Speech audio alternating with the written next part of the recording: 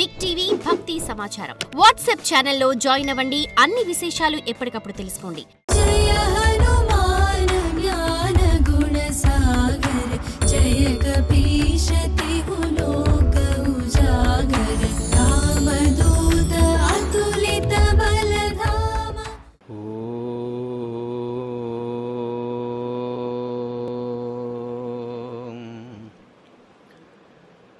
అవిద్యానామంతస్తిమిరమిహిరద్వీపనగరీ జడానాం చైతన్యస్తబకమకరందశ్రుతిఝరీ దరిద్రాణాం చింతామణిగుణనికా జన్మజలధౌ నిమగ్నానాం దంష్ట్రామురరిపువరాహస్య భవతి. శుక్లాంబరధరం విష్ణుం శశివర్ణం చతుర్భుజం ప్రసన్నవదనం ధ్యాయేత్ సర్వవిఘ్నోపశాంతయే. వందే గురుపదద్వంద్వం అవాంగ్మానసగోచరం రక్తశుక్లప్రభామిశ్రం అతర్క్యం త్రైపురం మహః. నారాయణం నమస్కృత్య నరం చైవ నరోత్తమం దేవీం సరస్వతీం వ్యాసం తతో జయముదీరయేత్. కూజంతం రామ రామేతి మధురం మధురాక్షరం ఆరుహ్య కవితాశాఖాం వందే వాల్మీకి కోకిలం. వైదేహీ సహితం సురద్రుమతలే హైమే మహామంటపే మధ్యే పుష్పకమాసనే మణిమయే వీరాసనే సుస్థితం. అగ్రే వాచయతి ప్రభంజనసుతే తత్వం మునిభ్యః పరం వ్యాఖ్యాంతం భరతాదిభిః పరివృతం రామం భజే శ్యామలం. ఆంజనేయమతిపాటలాననం కాంచనాద్రికమనీయ విగ్రహం పారిజాతతరుమూలవాసినం భావయామి పవమాననందనం. సద్గురు కటాక్షంతో ప్రారంభించుకున్న సంపూర్ణ హనుమద్వైభవం రుద్రావతారాలలో ప్రశస్తికెక్కిన హనుమదవతారానికి సంబంధించిన కథాక్రమాన్ని మనం నిన్న ప్రారంభించుకున్నాం. హనుమంతుడు రుద్రవీర్య సముద్భవుడని రుద్రుడికి మారు రూపమని చెప్పుకున్నాం కదా. అనుమానం వచ్చింది మైత్రేయ మహర్షికి. శివుడు సర్వవ్యాపక అనంతస్వరూపుడు. ఆయనకి ఈశ్వరుడు అని ఒక శబ్దం ఉంది. ఈశ్వరుడు అంటే అధిపతి, ప్రభువు, లోకాలన్నిటినీ పరిపాలిస్తాడు గనక లోకేశ్వరుడు అన్నారు ఆయన్ని. ఇక అది ఇది అనే తేడా లేకుండా అడిగితే చాలు భక్తులకి ఏ కోరికైనా వెనుక ముందు కూడా ఆలోచించకుండా ఇచ్చేస్తాడు. అంత భక్త సులభుడు. అందుకని భక్త సులభేశ్వరుడు అని కూడా ఆది శంకరాచార్యులు వారు ఆయన అన్నారు. అటువంటి స్వామి చాలా అవతారాలు ఎత్తాడన్నావు. అందులో హనుమంతుని అవతారం ఎత్తడానికి గల కారణం ఏమిటి? ఈ హనుమద్ అవతారానికి ముందు వెనక ఏమైనా కథలు ఉన్నాయా? కారణం లేకుండా ఈ సృష్టిలో ఏ పని జరగదు కదా. ప్రయోజనమనుద్దిశ్య న మందోపి ప్రవర్తతే అని శాస్త్రం.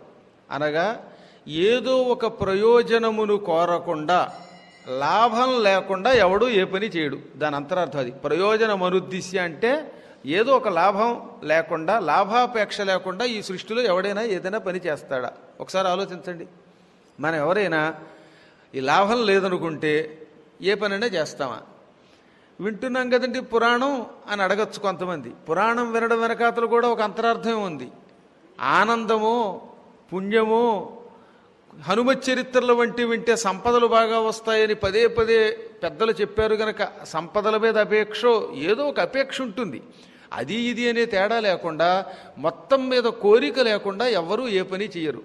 నా మటుకు నేను కూడా భగవంతుడిని రోజు ఆ కథలు చెప్పి చదివి ఇతరులను ఆనందింపజేయడం యొక్క ప్రధానోద్దేశం ఏంటంటే భగవత్ సేవతో పునర్జన్మ లేకుండా చేసుకుందామని. కనీసం అది కూడా ఒక కోరికగా, కాకపోతే మంచి కోరిక. కాబట్టి ప్రయోజనం అనేది ఏదో ఒకటి లేకుండా ఈ చరాచర జగత్తులో ఎవడు ఏ పని చేయడు. ఎవరైనా శిష్యులు అప్పుడప్పుడు గురువుగారు ఏమీ కోరిక లేకుండానే మీ మీద భక్తితో చేరానండి అంటే వాడు మోసగిస్తున్నాడని అర్థమట. ఎందుకంటే ప్రయోజనం లేకపోతే నా దగ్గర ఎందుకు చేరతాడు? ఏదో ఒక ప్రయోజనం ఉన్నది, కాకపోతే అది కొన్ని లౌకిక ప్రయోజనాలు అవ్వచ్చు, కొన్ని పారమార్థిక ప్రయోజనాలు అవ్వచ్చు. కాబట్టి మొత్తం మీద ఈ జగత్తంతా ప్రయోజనమును ఆశించే ఒక పని చేస్తున్నది.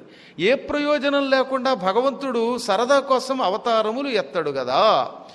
లోకశ్రేయస్సు కోసమే ఎప్పుడూ భగవంతుడు ఏదో ఒక రూపాన్ని ధరించి ప్రజల్ని ఉద్ధరిస్తూ ఉంటాడు. ఏ లోక ప్రయోజనమును ఆశించి ఈశ్వరుడు హనుమంతుడై పుట్టాడు.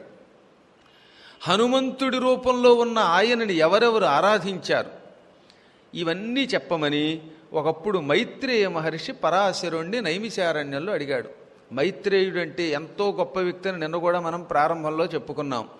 9,000 సంవత్సరాలు ఒంటికాలి మీద నిలబడి తపస్సు చేసిన ఘనత ఆయనదట.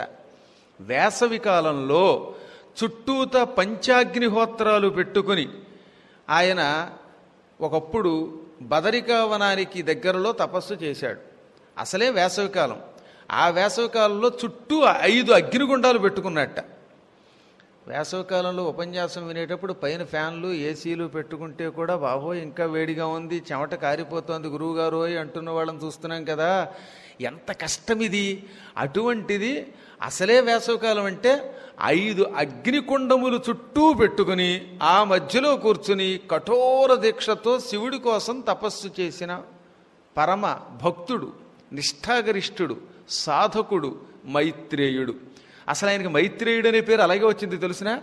మిత్ర శబ్దానికి సూర్యుడు అని అర్థం. సూర్య భగవానుడి అపూర్వమైన వేడి నెత్తి మీద ఉండగా ఆ సూర్యుడు అగ్ని రూపంలో చుట్టూ ఉండగా ఈ ఇన్ని రకాల వేడిని, తాపాన్ని, ఉష్ణాన్ని సహిస్తూ తపస్సు చేశాడు గనక సూర్యుడు ఆశ్చర్యపోయి, నువ్వు నా స్వరూపాడివిరా, నా స్వరూపుడివి కాకపోతే నాలో ఉన్న సూర్యతత్వాన్ని భరించలేవు, సూర్యుడికి మారు రూపం నువ్వు, ఈ రోజు నుంచి నిన్ను మైత్రేయుడు అని పిలుస్తానన్నట్ట. అంటే మిత్ర సంబంధమైన వాడు. మిత్ర అంటే సూర్యుడు అన్నారు కదా, ఆయన అపత్యం గనక మిత్రస్య అపత్యం పుమాన్ మైత్రేయ, సూర్యభగవానుడి కొడుకుని మైత్రేయుడు అంటారు. నువ్వు నా తాపాన్ని భరించి నన్నే తండ్రిగా భావించి పూజించి తపస్సు చేసావు గనక నీకు మైత్రేయుడని బిరుదిస్తున్నాను. నీకు ఇక మీదట ఎక్కడికి వెళ్ళినా జ్ఞానాన్ని బోధించే గురువులు దొరుకుతారు. ఆ గురువుల్ని వంచన లేకుండా భక్తితో సేవించు, తద్వారా ఈ జన్మలోనే తరిస్తావు అన్నాడు సూర్యుడు. అప్పటి నుంచి మైత్రేయుడు ప్రపంచమంతా తిరుగుతూ సద్గురువు ఎక్కడ దొరుకుతాడా, మనం తప్పులు చేసినప్పుడు తప్పు ఒప్పుకోగానే క్షమించే గురువు ఎక్కడ దొరుకుతాడా, డబ్బు ఆశించకుండా ఇస్తే పుచ్చుకుని లేకపోయినా మంత్రోపదేశం చేసే గురువు ఎక్కడ దొరుకుతాడా అనుకుంటూ తిరిగి తిరిగి తిరిగి చివరికి పరాశరుడే అటువంటి గురువు అని నిర్ణయించుకున్నాడు. ఎందుకంటే పరాశరుడికి లౌకికాపేక్ష లేదు, పరమ పుణ్యాత్ముడు ఆయన. ఇతరులకు ఇవ్వడం తప్ప పుచ్చుకోవడం అనేది ఎరగనివాడు, ఆశించనివాడు. పైగా హనుమంతుడి చరిత్ర మొత్తం రాసినవాడు ఆయన ఒక్కడే. వేదవ్యాసుని తండ్రి వశిష్ఠ పరంపరవాడు అని గ్రహించి ఆయనకి నమస్కరించి ఒకప్పుడు నైమిషారణ్యంలో ఈ ప్రశ్న వేశాడనమాట. హనుమంతుడు ఎందుకు అవతరించాడు, ఆ హనుమంతుడు సాక్షాత్తు శివస్వరూపుడన్నావు, శివుడు ఎందుకు అవతరించాడు, పైగా నేనెంతో పూర్వం ఉమాదేవి ఈశ్వరుణ్ణి స్వయంగా భక్తితో పూజిస్తూ హనుమంతుడి అవతారం మామూలు అవతారం కాదని, అది నవావతారమని, నవ్యావతారమని, లోకశ్రేయస్సు కోసం ఆవిర్భవించిన అవతారమని శివుడి ద్వారా తెలుసుకున్నది. ఆ విషయాలన్నీ విన్నప్పుడల్లా శరీరం గగుర్పాటుకు గురవుతుంది. ఆంజనేయ పూజితశ్చేత్ పూజితాః సర్వదేవతాః హనుమన్ మహిమా శక్యో బ్రహ్మణాపితు వర్ణితుం. పార్వతీదేవి శివుణ్ణి ప్రశ్నించగా శివుడు అన్నట్ట ఆవిడతో, అన్నాడుట కాదు అన్నాడు. ఒక్కొక్కప్పుడు తెలియక మనం వ్యవహారంలో అన్నట్ట అంటామే, అది చాలా భ్రమ. టా అంటే అనుమానం, మళ్ళీ అలా జరిగిందిట ఇలా జరిగిందిట అంటే మనం చూడలేదని అర్థం. కానీ పురాణములు అలా కాదు, జరిగి తీరేయి. కాబట్టి ఇంకా టా అనే ప్రసక్తే లేదు. స్వయంగా పార్వతీదేవి శివుణ్ణి అడగ్గా శివుడు ఏమన్నాడు, అన్నిటిలోకి గొప్పది ఆంజనేయుడి యొక్క మహిమ, హనుమన్ మహిమ అశక్య బ్రహ్మణాపితు వర్ణితుం. బ్రహ్మదేవుడి కంటే పండితుడు ఈ సృష్టిలో ఎవడైనా ఉన్నాడంటే లేడు. ఎందుకంటే సరస్వతీదేవి ఆయన నాలుక మీద ఉన్నది. సరస్వతి వల్లభుడు, త్రిమూర్తులలో ఒకడు, వేదాలు చేతిలో పట్టుకున్నవాడు, అందరికీ మూలకారకుడు ఆయనే. అందుకే ఎవరైనా ఒక వ్యక్తి గొప్ప పండితుడు అవ్వాలంటే, పండితుడు అయ్యాడంటే అతనిని బ్రహ్మశ్రీ అనే బిరుదుతో గౌరవించేవారు పూర్వం. కారణం అది, బ్రహ్మ కంటే పండితుడు లేడు గనక. అందువల్లే బ్రహ్మశ్రీ బిరుదు ఇచ్చేవారు. అంతటి పండితుడైన బ్రహ్మదేవుడు కూడా వర్ణించడానికి వీలు కానంత మహిమ హనుమంతుడిది. అందుకని హనుమన్ మహిమ అశక్య, అశక్య శక్యము కాదు దేనికి, వర్ణితుం వర్ణించడానికి. హనుమంతుని యొక్క మహిమని వర్ణించడం బ్రహ్మ వల్ల కూడా కాదు, అంత గొప్ప మహిమ హనుమంతునిది. అందుకే ఒక్క ఆంజనేయుడు పూజింపబడితే పూజితాహ సర్వదేవతా, దేవతలందరూ పూజింపబడినట్టే. ఏకకాలంలో సకల దేవతల్ని తనలో పెట్టుకున్నాడు. గోవు తర్వాత ఆంజనేయుడు, ఈ ఇద్దరిలో అన్ని దేవతల రూపాలు ఉంటాయి. గోవు ప్రత్యక్షంగా కనపడుతుంది, హనుమంతుడు పరోక్షంగా సాధకుల రూపంలో ఉంటాడు. హనుమంతుడి తోకలోని ప్రతి వెండ్రుకలో ఒక్కొక్క దేవత ఉన్నాడు. హనుమంతుడి శిరస్సు మొదలుకొని పాదం వరకు సకల దేవతా స్వరూపం. శిరస్సు మీద విష్ణువు, వక్షస్థలం మీద ఈశ్వరుడు, పాద ప్రాంతంలో బ్రహ్మ. ఈ ముగ్గురు ఉన్నారు గనకే ఆంజనేయుడు అంటే బ్రహ్మ విష్ణు శివాత్మకుడు అని రోజు మనం జపం చేస్తున్నాం కదా. జయ హనుమాన్ జ్ఞాన గుణ సాగర, జయ కపీశ తిహు లోక ఉజాగర, రామదూత అతులిత బలధామ. For more videos like this, subscribe Big TV channel.